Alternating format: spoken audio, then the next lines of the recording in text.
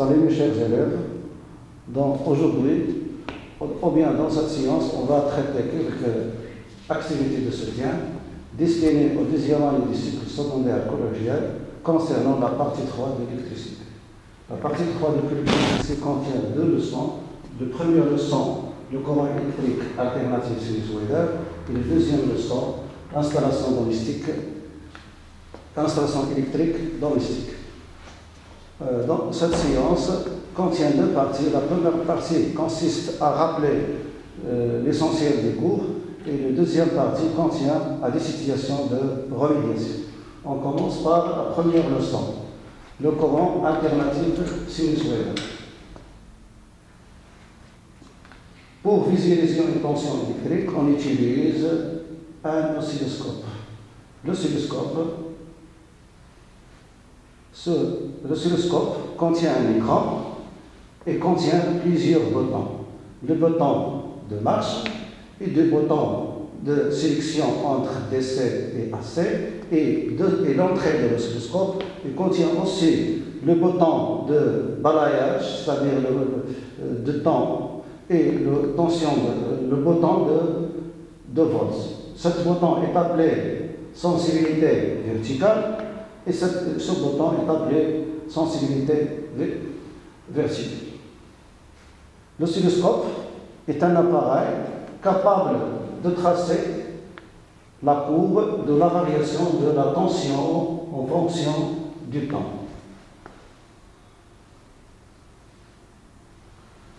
Sur l'écran de l'oscilloscope, on a deux axes. Le premier axe, c'est l'axe vertical. Cet axe représente la variation de la tension. C'est un axe désordonné. La durée est représentée sur le deuxième axe, c'est-à-dire l'axe horizontal. C'est l'axe des abscisses. Sur les deux axes, on règle les échelles suivantes. Cet bouton sert à régler le nombre de volts correspond à une division. Donc, si cet bouton, c'est le bouton de la sensibilité verticale. Son unité est le volt par div. Chaque division correspond à un nombre de volts. Cette sensibilité verticale est notée SV. Le deuxième bouton, c'est le bouton de balayage, c'est-à-dire le bouton qui fixe le nombre de la durée correspond à une division. Donc, ce bouton est appelé la sensibilité horizontale, graduée en millisecondes par div ou bien microsecondes par div. Cette sensibilité est notée SH.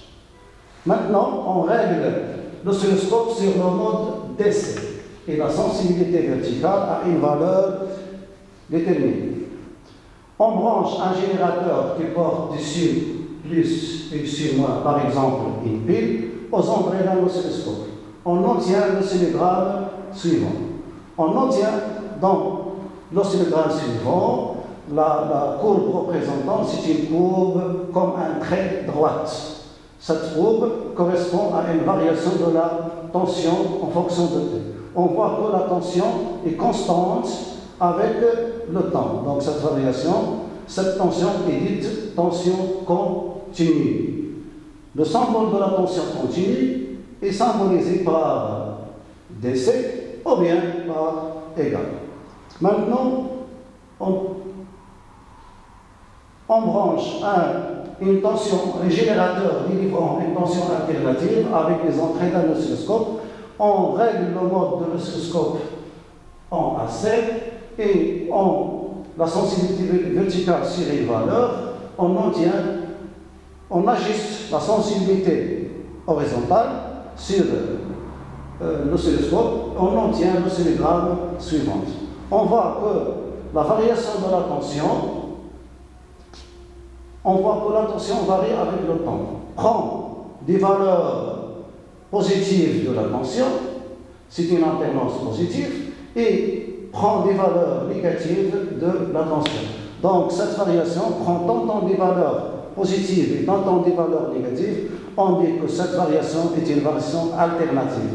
On voit que cette courbe représente comme des ondulations. Donc, on dit que cette variation est sinusoïdale. Donc, la tension visualisée varie avec le temps, sous forme des ondulations. Les variations de cette tension prennent tantôt des valeurs négatives et tantôt des valeurs positives. Donc, c'est une tension alternative sinusoïdale. Le symbole de la tension alternative sinusoïdale est AC ou bien. Maintenant, comment déterminons la période? La période se détermine à partir de l'oscillogramme. On voit que ce oscillogramme, il y a une répétition de la courbe. Donc, la période est la durée de la partie répétitive de la courbe. Donc, son unité est le seconde. La valeur de la période se calcule par la relation, ou bien se détermine par la relation suivante. T égale à SH fois X. SH, c'est la sensibilité horizontale. Et X, c'est le nombre de divisions correspond à la partie répétitive de la courbe. Donc, maintenant, on détermine la fréquence. La fréquence, c'est le nombre de périodes existant dans une seconde. Et notez F, son unité est le Hertz.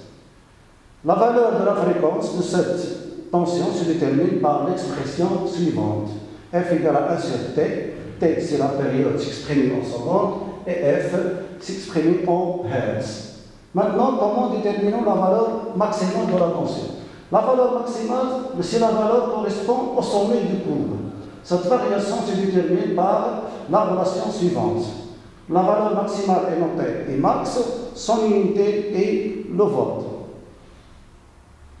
La valeur maximale de cette tension se détermine par la relation suivante. I est égal à SV fois Y. SV, c'est la sensibilité verticale. Et Y, c'est le nombre de divisions correspond aux amplitudes.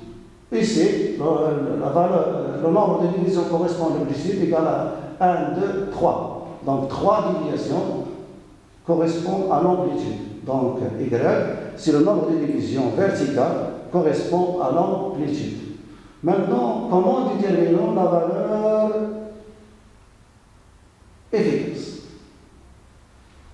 La valeur efficace, c'est la valeur, celle est déterminée par un voltmètre. Donc, la valeur mesurée à l'aide d'un voltmètre, c'est la valeur efficace. Et le nom est IF. Son unité est le volt. Quelle est la relation entre I efficace et Imax? La relation entre Imax et efficace est Imax égale à racine de 2 fois I efficace. Ou bien, Imax égale à 1,4 fois I efficace, car racine de 2 égale à 1,4 sur 4. Maintenant, on passe à l'activité de remédiation de l'activité de soutien concernant la première partie concernant la leçon 1. Complétez le tableau ci-dessous par les mots convenables de la liste suivante. La tension efficace, la tension maximale, le hertz, la période, le volt, la fréquence, l'ampère, la résistance électrique, la seconde. On passe à la correction. Le sens du symbole d'unité. T. T, c'est quoi T? T, c'est la période. Son unité, c'est la seconde. F, c'est quoi F? F, c'est la fréquence. Son unité, c'est le hertz. Imax, c'est quoi Imax? Imax, c'est la valeur maximale de tension alternative. Son unité, c'est le volt. Et efficace, c'est la valeur efficace mesurée par un voltmètre. Son unité, c'est le volt. Maintenant, on passe à l'activité numéro 2. Relier chaque oscillogramme ci-dessous par les adjectifs qui peuvent les décrire. On a 3 oscillogrammes et on choisit entre série alternative, ou bien périodique, ou bien tension continue, ou bien tension sinusoïdale. Maintenant, on passe à la correction de l'activité numéro 2. Pour l'oscillogramme A, on voit que la variation de la tension varie avec le temps sous forme des ondulations. Donc, on voit que cette variation se répète, donc c'est une variation alternative et périodique. Donc, périodique. Et la courbe sous forme des ondulations, donc c'est une variation sinus-ouédale. Donc la tension, c'est une tension alternative, tension périodique et tension sinusoïdale. Pour la deuxième, on voit que la variation de tension au cours de temps est constante. Donc, cette oscillogramme représente une tension continue. Pour la troisième, on voit que cette variation contient des valeurs positives et tantôt des valeurs négatives, donc c'est une tension alternative. Et d'autre part, cette tension se répète au cours du temps, donc c'est une tension périodique. Donc c'est une tension périodique et tension alternative. On passe maintenant à l'énoncé de l'activité numéro 3. Ahmed visualise une tension d'un générateur à l'aide d'un oscilloscope et observe sur l'écran l'oscillogramme suivant. Ahmed a utilisé l'oscilloscope avec les réglages suivants. La sensibilité SV égale à 2 volts par div et la sensibilité horizontale SH est réglée sur la valeur 5 millisecondes par div. La première question. La tension délivrée par ce générateur est-il continue ou bien alternative? Deuxième question. La période de cette déterminer la période de cette tension. 3. Déterminer la fréquence de cette tension. 4. Déterminer la valeur maximale de cette tension. Et la dernière question. Déduire la valeur efficace de cette tension. Pour la première question, cette tension est-il continue ou bien alternative? On voit que cette tension varie avec le temps. Donc cette tension n'est pas continue. Cette tension varie avec le temps, prend tantôt des valeurs positives de tension et des valeurs négatives de tension. Donc c'est une tension variable, alternative et sinus-ouédale. Donc la tension visualisée varie avec le temps. Cette variation prend tantôt des valeurs positives et tantôt des valeurs négatives. Donc c'est une tension alternative sinus-ouédale. Pour la deuxième question, déterminer la période de cette tension. La période de cette tension se détermine par la relation suivante. T égale à SH fois X. SH, c'est la sensibilité horizontale, qui est égale à 5 millivolts par div. X, c'est la durée de la partie répétitive du cours. Donc, X est le nombre de divisions de la partie répétitive de la courbe. Ici, on a, pour la partie répétitive, on fixe le nombre de déviations. On trouve 1, 2, 3, 4. Donc, la courbe se répète dans 4 divisions, c'est-à-dire X égale à 4. On remplace les valeurs obtenues dans la relation suivante. Donc, en réalisant l'application numérique suivante. X égale à 5 millisecondes par div, multiplié par 4 div. On réduit div par div, on trouve la valeur exprimée en millisecondes. On doit convertir cette valeur en secondes. En divisant la valeur obtenue sur 1000, on trouve que t égale à 0,02 secondes. Maintenant, on passe à la troisième question. Déduire la fréquence de cette tension. La fréquence se détermine par la relation suivante, ou bien par l'expression suivante. F est égal à 1 sur T. On a T égale 0,02 secondes. En réalisant, on remplace cette valeur dans la relation précédente en réalisant l'application numérique suivante. F égale à 1 sur 0,02 secondes. On calcule, on trouve que F s'exprime en Hertz égale à 50 Hertz. On passe maintenant à la question 4. Déterminer la valeur de cette tension. La valeur maximale de cette tension. La valeur maximale de cette tension se détermine à partir de l'oscillogramme. Donc, la valeur maximale se détermine par la relation suivante. T égale SV fois Y. SV, c'est la sensibilité verticale. On a SV égale à 5 ou bien 2 volts par div. Et X, Y, c'est le nombre de divisions correspond à l'amplitude. Le nombre de divisions correspond à l'amplitude. On a 3 divisions. 1, 2, 3. 1, 2, 3, 4 divisions. Donc, Y égale à 4. On remplace les valeurs obtenues de Y et de SV dans la relation précédente en réalisant l'application numérique suivante. On trouve que Imax égale à 2 volts par div fois 4 div. On simplifie div par div. On trouve que Imax égale à 8 volts. On passe maintenant à la question 5. Déduire la valeur efficace de cette tension. On a la relation qui relie la valeur efficace et la valeur Imax par la relation suivante. Imax égale à racine de 2 fois efficace. Donc, on peut exprimer la valeur efficace en fonction de Imax. On trouve que efficace égale à Imax sur racine de 2 égale à Imax sur 1,4 car racine de 2 égale à 1,4. On fait le calcul, on trouve que efficace égale à 10 volts sur 1,4. On trouve efficace égale à 5 fois 71 volts.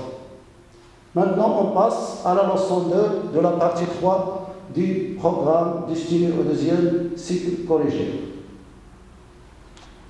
Les 3 fils conducteurs de la prise de corps.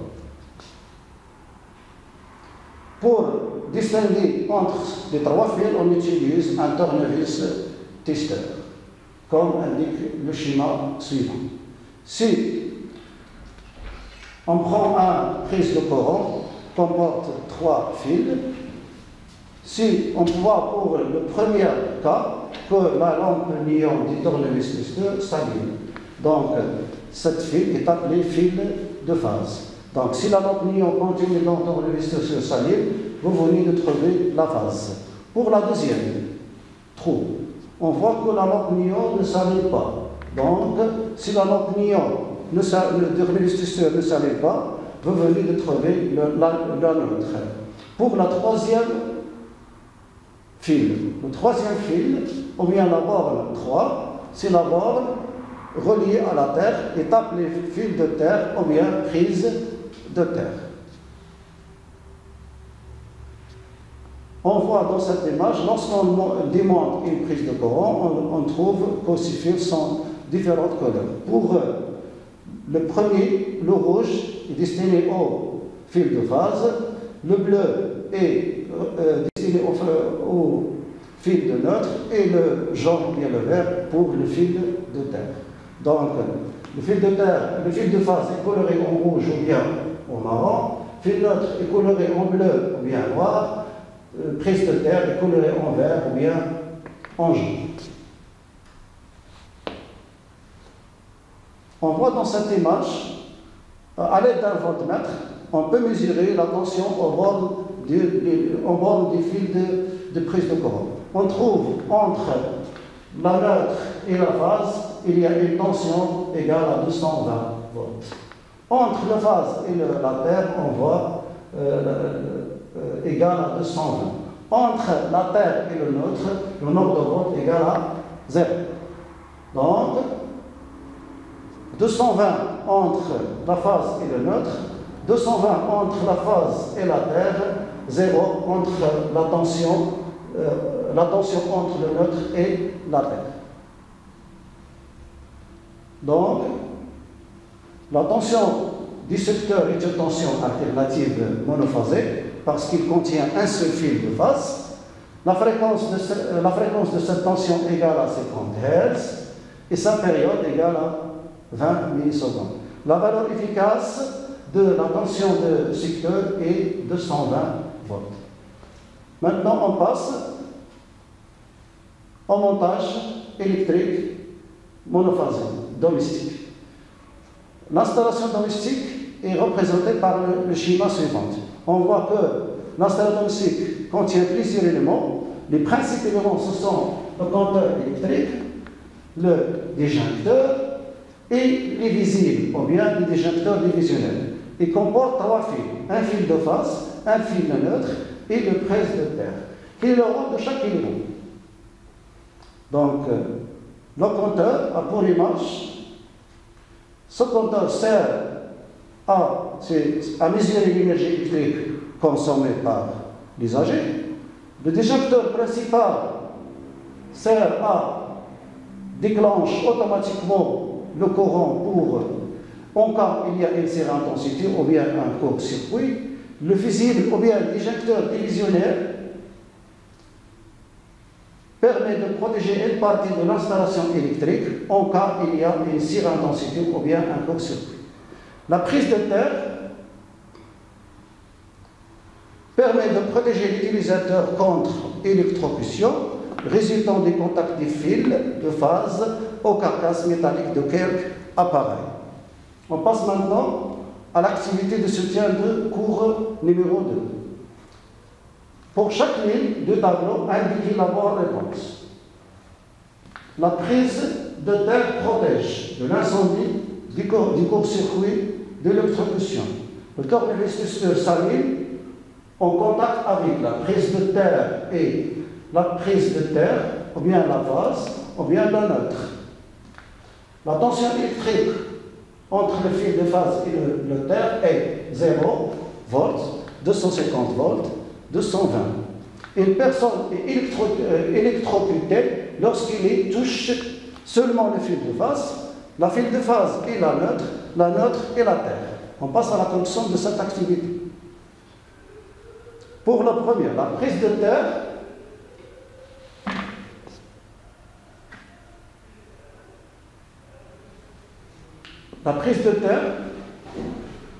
protège de l'électrocution. Le tournevis-testeur s'allume lorsqu'il est en contact avec la phase.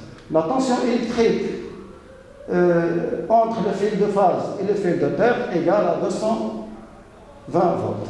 Une personne est électrocutée lorsqu'il touche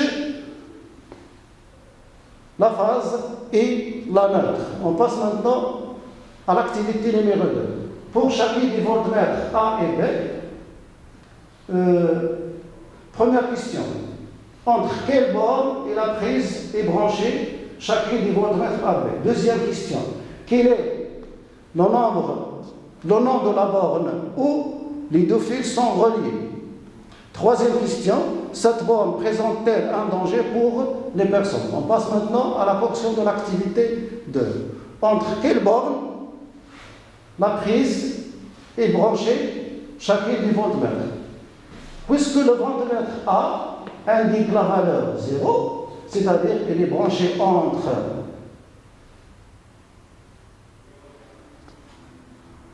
le fil de terre et le fil neutre. Pour le voltmètre numéro B, le voltmètre indique 220, donc il est branché le fil de terre et le fil de phase. Pour la deuxième question, le nom de la borne où il relie les deux fils, c'est la terre. Troisième question et la dernière, Cette borne présente-t-elle un danger pour les personnes? Donc, dans la prise de terre, la réponse c'est non. Pourquoi? Parce que la prise de